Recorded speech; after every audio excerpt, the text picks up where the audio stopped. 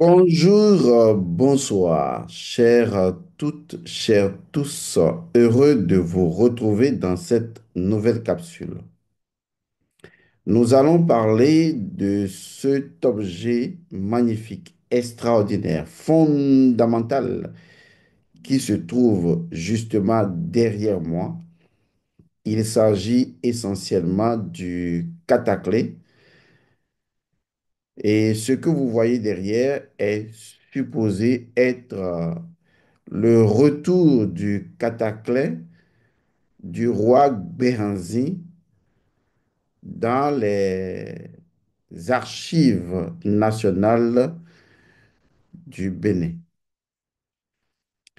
Ce n'est pas moi qui le dis, c'est ce que nous avons comme information des réseaux sociaux et ce que nous avons vu sur les médias qui prouvent que effectivement, eh bien, la 27e œuvre qui a été dérobée par les colons est revenu naturellement sur la terre des ancêtres du Bénin.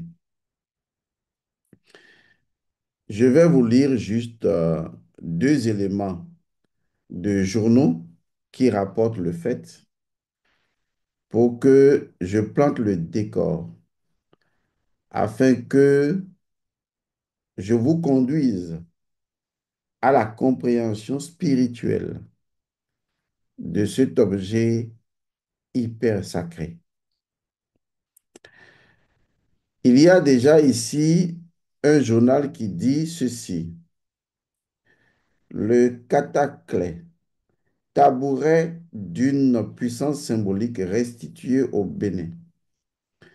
Le Bénin a officiellement reçu une 27e œuvre emblématique pillée par les troupes coloniales françaises, un tabouret royal, retrouvé dans un musée en Finlande. Ça, c'est ce que un journal dit. Un autre rapporte ceci, à savoir le cataclès du trésor royal d'Abomey, officiellement restitué au Bénin. Il est écrit ceci: Helsinki a officiellement restitué au Bénin le tabouret royal retrouvé par une historienne de l'art et une conservatrice du Musée national de Finlande au cours d'une cérémonie organisée au palais présidentiel de la Marina à Cotonou le mardi 13 mai. Le cataclès va désormais rejoindre les 26 autres œuvres issues du trésor royal d'Abomey qui doivent à terme être exposées au musée des Amazones et des rois de Dahomey, encore en construction dans la ville d'Abomey. Voilà donc, nous avons des éléments tangibles de journaux officiels qui racontent quand même que cet élément hautement spirituel et initiatique qu'est le cataclès du roi Béhanzin pour se lui restituer, ainsi dit-on, et que cela devient officiellement la 27e œuvre volée par les troupes françaises, restituée maintenant le mardi 13 au Bénin.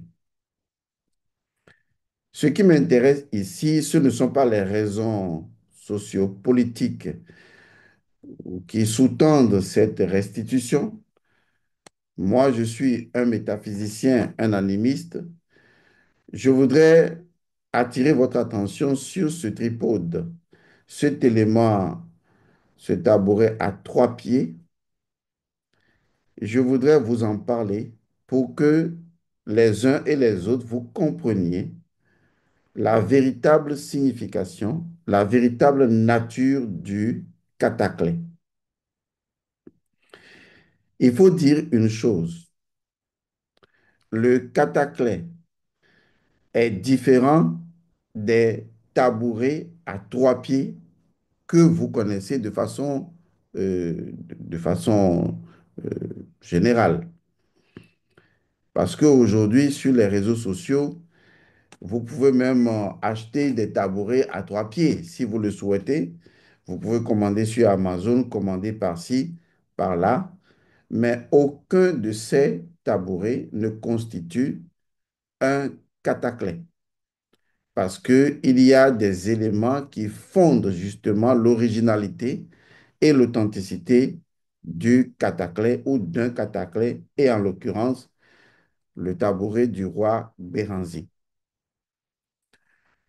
Ce qui est un élément important, d'importance, premier élément d'importance en ce qui concerne le cataclè, c'est d'abord sa sculpture.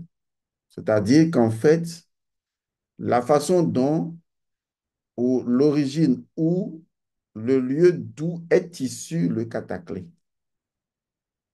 Le cataclè est considéré comme étant une œuvre qui est réalisée à partir donc d'un bois unique ou à la limite, de façon plus symbolique, d'un arbre unique. Ceci renvoie d'abord à la symbolique de l'arbre. On en reviendra tout à l'heure parce qu'on ne peut pas comprendre la signification spirituelle du cataclè sans se référer à l'arbre.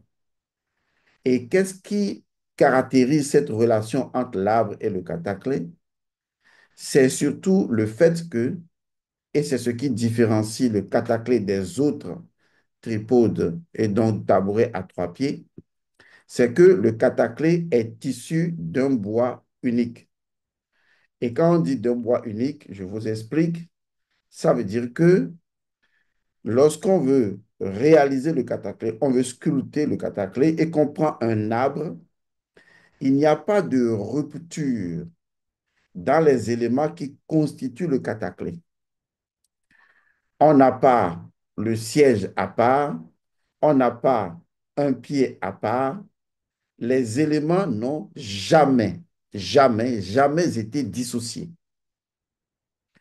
C'est très essentiel et caractéristique de la nature énergétique même de l'arbre, qui n'est d'ailleurs pas n'importe quel arbre, qui doit forcément être un arbre très ancien, au moins un arbre centenaire, puisque l'élément fondamental que le cataclè va canaliser, c'est la force chtonienne, c'est la vitalité, c'est la force primordiale souterraine.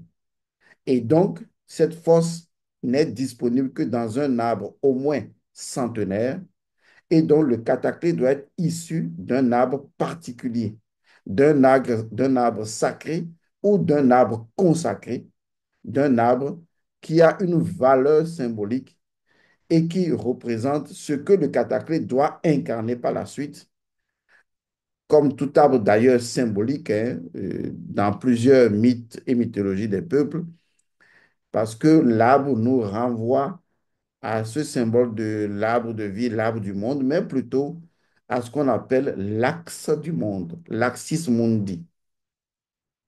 C'est pourquoi je disais tantôt que je vais y revenir à cela.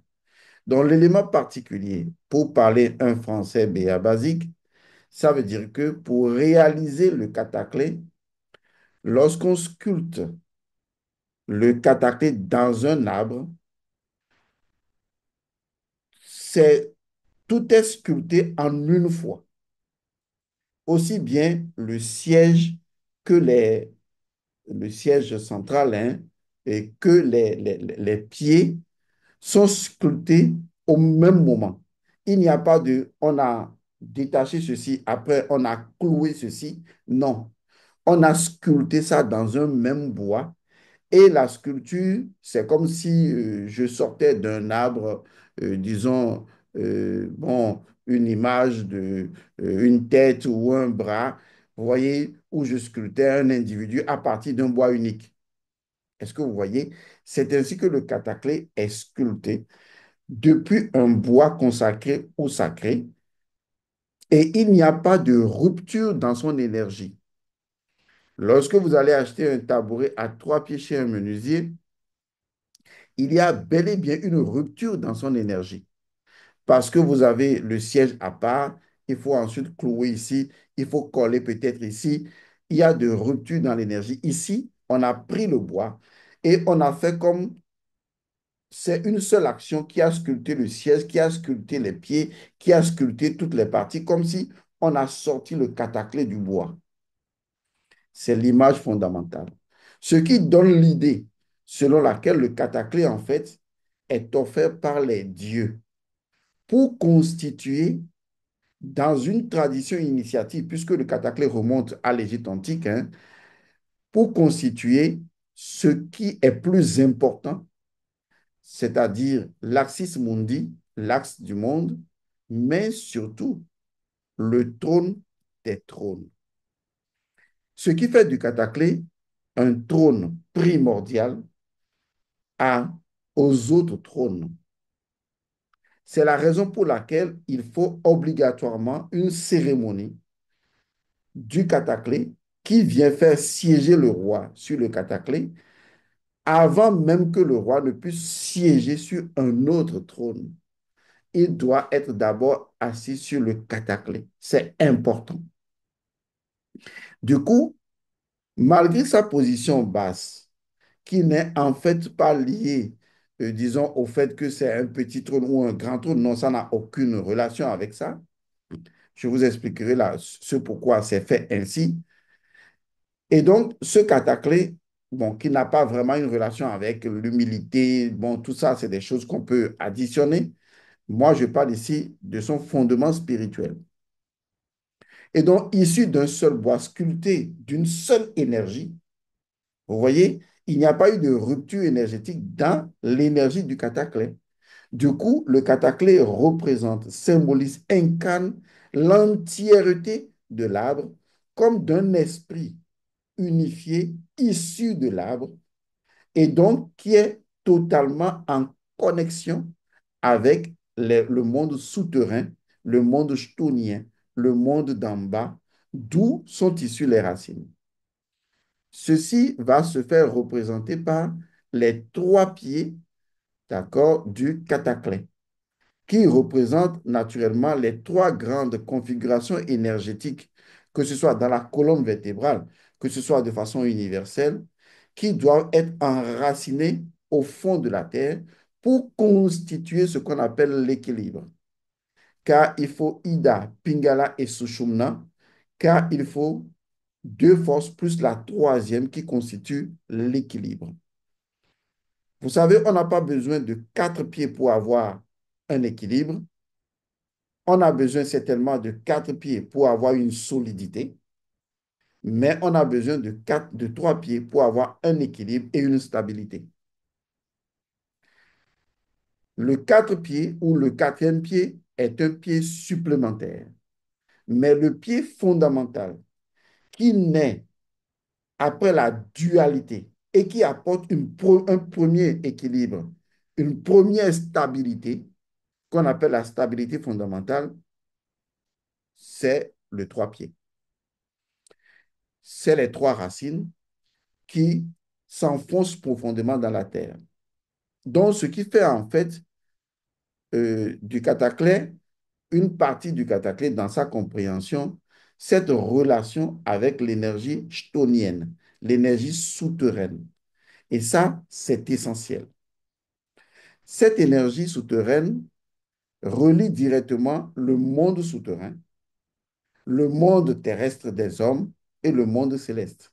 C'est ça l'incarnation de l'axis mundi, c'est-à-dire l'axe du monde qu'incarne justement le cataclé.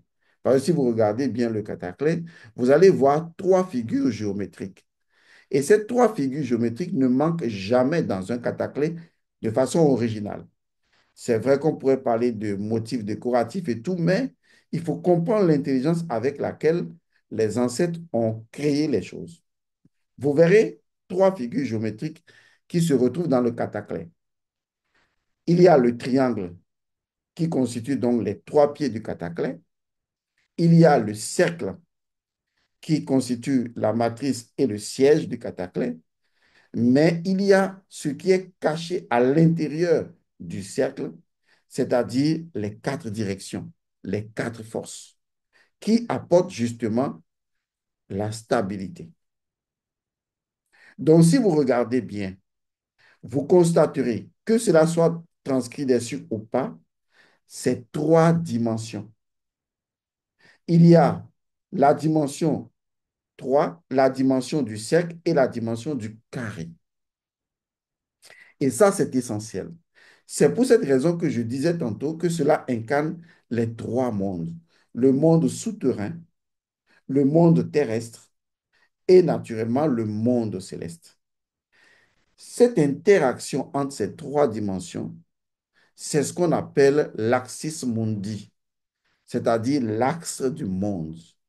En réalité, le cataclysme n'est qu'une transposition symbolique de ce qui existait dans l'Égypte antique 2700 ans ou presque 3000 ans avant Jésus-Christ, le pilier Djed. Et il y avait d'ailleurs dans l'Égypte antique la cérémonie ou le rituel du Djed qui était plus important et qui faisait que le pouvoir royal et le roi ou le pharaon devenaient simplement le garant de l'axis mundi, il devenait le garant de l'axe du monde. Maintenant, laissez-moi vous expliquer ce qui est caché derrière l'axis mundi, ce qui est caché derrière l'axe du monde, ce qui est caché derrière le djed ou ce qui est caché derrière le cataclysme. Vous savez, lorsqu'un roi accède au trône, il faut bien comprendre que, parce que je vais vous l'expliquer de façon bien basique, il faut comprendre que l'ordre au sein d'une communauté est issu de l'ordre universel. C'est important à comprendre. C'est pourquoi j'ai souvent coutume d'exprimer une phrase qui dit, l'individu est à la communauté ce que la communauté est au cosmos. Parce que en Afrique, ce qu'on appelle une communauté sous l'égide de la MAAT, c'est tout simplement une transposition de la norme universelle de l'ordre cosmique qui est retranscrit au sein d'une communauté et qui permet d'être inscrit dans le cœur de l'individu comme une éducation. Donc, un être humain, il est lié à sa communauté, mais il est également lié au cosmos tout entier, puisqu'il incarne l'éducation cosmique que lui transmet la communauté qui en est une représentation. Parce que dans les traditions égyptiennes et dans les traditions africaines, l'ordre au sein d'une communauté n'est que ce que je pourrais appeler un effet lointain d'un combat cosmique qui a été remporté depuis l'aube de l'humanité et qui est rappelé chaque fois et qui sera incarné dans le pouvoir royal. C'est ce qu'on appelle la victoire de l'ordre sur le chaos. Cette victoire de l'ordre sur le chaos représente le dieu Horus. D'abord Horus l'Ancien et Horus l'Enfant. La victoire de l'ordre sur le chaos. S'il n'y avait pas eu de victoire de l'ordre sur le chaos, notre univers n'existerait pas. Notre univers ne serait pas représenté. Nous n'existerons pas. Nous n'existons que parce que il y a eu primordialement une victoire de l'ordre sur le chaos, d'où l'ordre cosmique universel. Le roi, tout comme le pharaon, à travers le rituel du djed ou le rituel du cataclysme, vient d'abord incarner la victoire de l'ordre cosmique sur le chaos. L'ordre cosmique a vaincu le chaos. L'ordre cosmique est sorti du chaos et c'est d'abord ce que représente le roi. Le pouvoir royal est avant tout un pouvoir qui représente la victoire de l'ordre cosmique sur le chaos universel. C'est pourquoi le cataclysme non seulement incarne le djed égyptien, mais le cataclysme incarne également l'axis mundi, l'axe du monde, mais le cataclysme incarne également le trône des trônes. Car en s'asseyant sur ce trône, avant de s'asseoir sur le trône officiel, et ce trône, on ne s'assoit pas dessus n'importe comment, tout le temps, ce trône représente le trône caché, le trône de l'axis mundi, de l'ordre universel, de l'ordre cosmique, de sa victoire sur le chaos.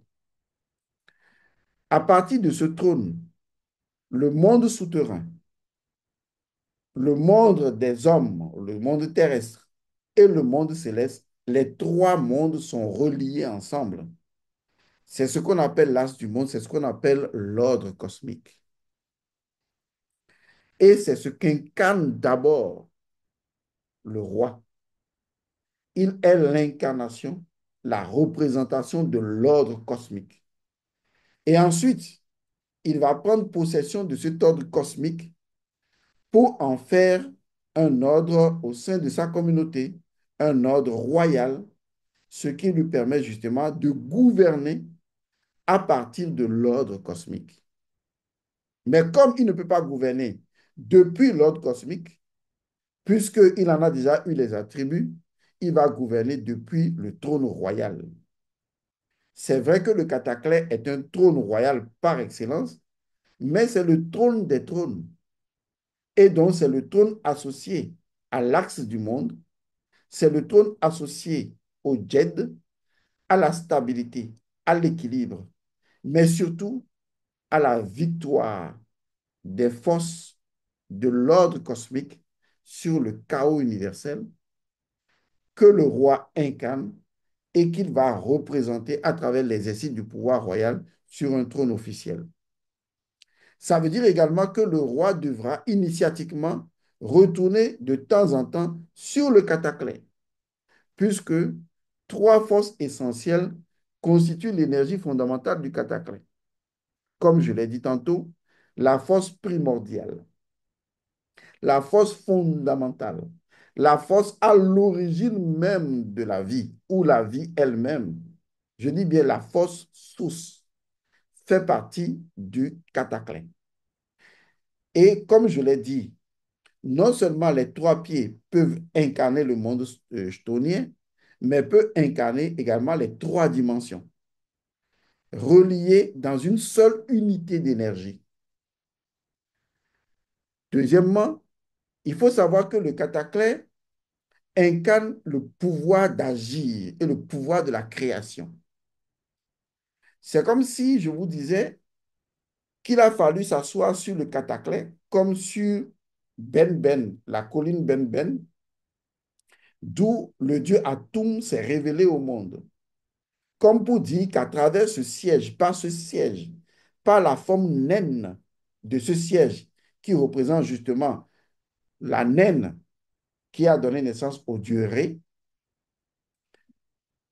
toute la création, toute la constructivité, toute la possibilité de construction existe. C'est pourquoi le cataclysme, tout comme le djed, est directement associé dans les traditions égyptiennes à une divinité d'intelligence exceptionnelle, le dieu Ptah, celui par qui toutes les choses peuvent être créées, celui qui porte en son sein toutes les cellules initiales primordiales de toutes les choses qui doivent être créées. Ceci constitue une force essentielle, fondamentale du cataclysme. Et donc, le cataclysme est également le siège à partir duquel on peut mener une réflexion. On peut se connecter à une réflexion profonde pour prendre des décisions avec le monde spirituel, le monde des ancêtres, avant de pouvoir s'asseoir sur le trône officiel et de révéler cela au monde de la communauté. Un autre élément apparaît également dans le cataclysme comme troisième force. c'est non seulement la force d'Horus, mais plus primordialement la force de l'œil d'Horus, ce qui va être associé naturellement à l'oracle. Oui, bel et bien, l'oracle fait partie justement du cataclysme. Sans l'oracle, il n'y aurait même pas de cataclysme. Ce sont les trois forces essentielles qui sous-tendent le cataclysme. La force primordiale, la force source, la force de la vie, la vitalité, la force initiale. Deuxièmement, la force créatrice qui est associée au diopta, qui est capable de produire n'importe quelle création et dont donne la main le pouvoir de remodeler les destinées humaines. Et la troisième force, celle de la vision profonde, celle de l'œil spirituel, celle de la mélanine elle-même, si vous voulez, celle de la glande pinéale, son ouverture, est donc associée à la force de l'oracle. L'oracle est beaucoup de choses.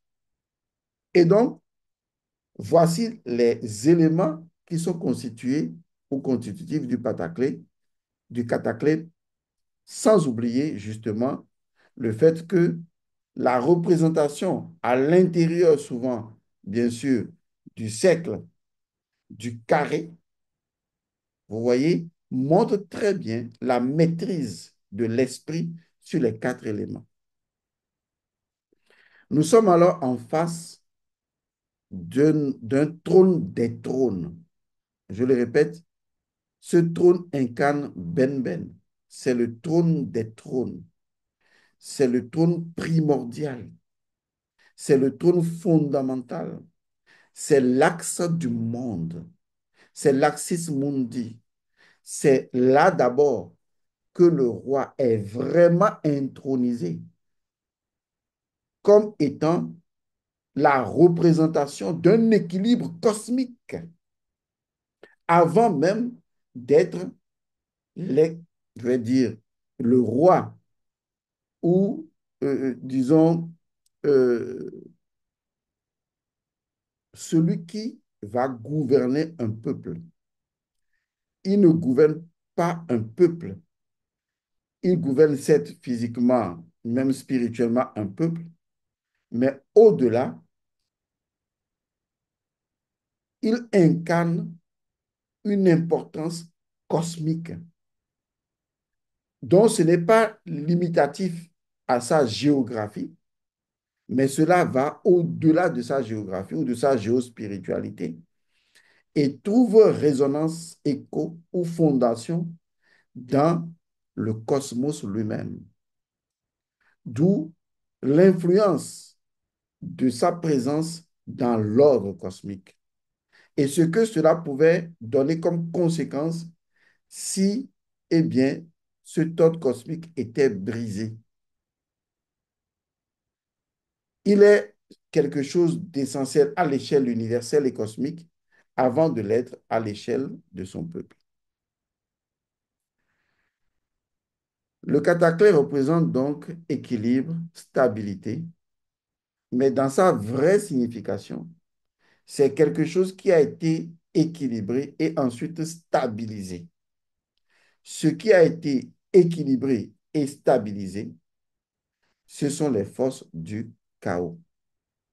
Et donc, le cataclysme, tout comme l'Axis Mundi, tout comme le Djed, représente la victoire de l'ordre cosmique sur les forces du chaos.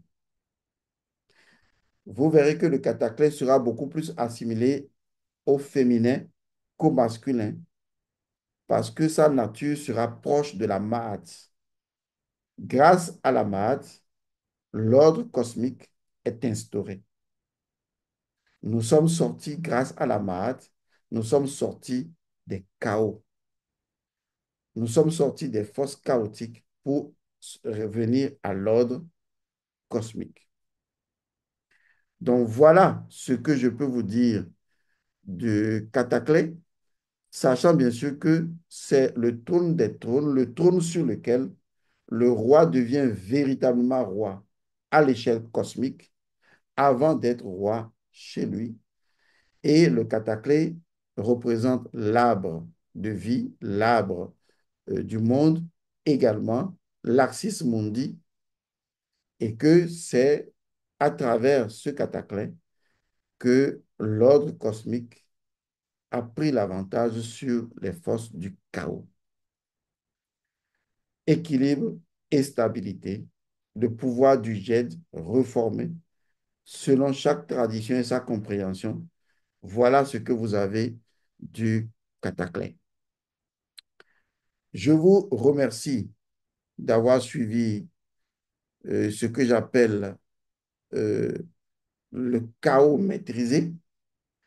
Je vous remercie d'avoir devant vous un symbole très vénérable parce qu'il est important d'associer à un objet la connaissance qui va de pair avec pour que en le regardant, en le louant, en le vénérant, en lui faisant un panégyrique en tant que divinité, c'est une divinité, on puisse justement se connecter par l'intention via les mythes et légendes à sa véritable nature principielle. Paix et bénédiction que ce cataclysme apporte au Bénin si les rituels de réception sont faits, parce que on ne reçoit pas le cataclysme qui a été perdu de façon politique. Il faut recevoir maintenant le cataclysme de façon initiatique et de faire les cérémonies de purification parce que cela a traîné dans les mains de profanes et donc a été profané, vérifié par l'oracle si cela n'a pas été désacralisé, tout en vérifiant si c'est le véritable cataclysme, vu que nous avons un peuple impérialiste capable de copie conforme. Je pense que, et j'espère que ces dispositions ont été prises et que l'entité spirituelle du cataclysme a été consultée pour savoir les rites et rituels appropriés, en commençant toujours par la purification et la reconsécration et la resacralisation de notre cataclysme. Je pense que ces choses ont été faites et qu'un sacrifice officiel a été orchestré par des initiés pour que, eh bien, cela revienne normalement. Pourquoi je dis cela? Parce qu'un objet, s'il n'est pas respecté dans son énergie et que les honneurs ne lui ont pas été accordés, aussi bien spirituellement qu'initiatiquement, cela pourrait produire un effet contraire. Ce n'est pas ce que je souhaite. C'est d'ailleurs pourquoi je vous le dis maintenant. Paix et bénédiction à vous.